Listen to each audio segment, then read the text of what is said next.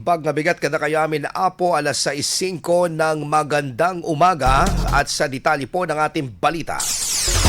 Higit 1 bilyong pisong danyos sa agrikultura na itala sa lalawigan ng Pangasinan kasunod ng bagyong Uwan. Para sa detalye ng balitang yan, kasama natin Idol Neil Moyano. 104.7 IFM Report.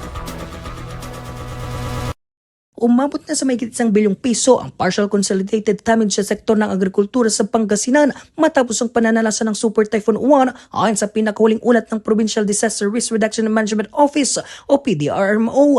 Batay sa report, kabilang sa pinsalang 102.3 milyong piso sa palay, 605.5 milyong piso sa fishery, 561.6 milyong piso sa high-value crops at 37.2 milyong piso sa mais. Apektado rito ang 13,232 na magsasaka at mangingisda. Naitala rin ang 224.5 milyong piso na pinsala sa livestock at 176.5 milyong piso sa infrastruktura.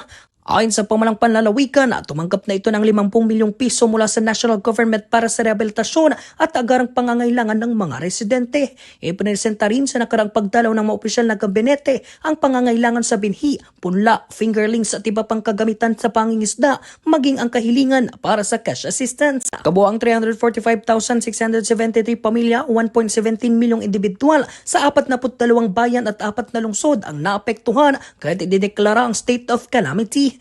Nauna na rin tiniyak ng pamalang panlalawigan na walang naitalang casualty sa mapaminsalang bagyo na nagtaan. Kasama mo mula rito sa FM News Tagupan, ito si Idol Neil Moyano, tatak IFM. IFM News. IFM News. IFM News.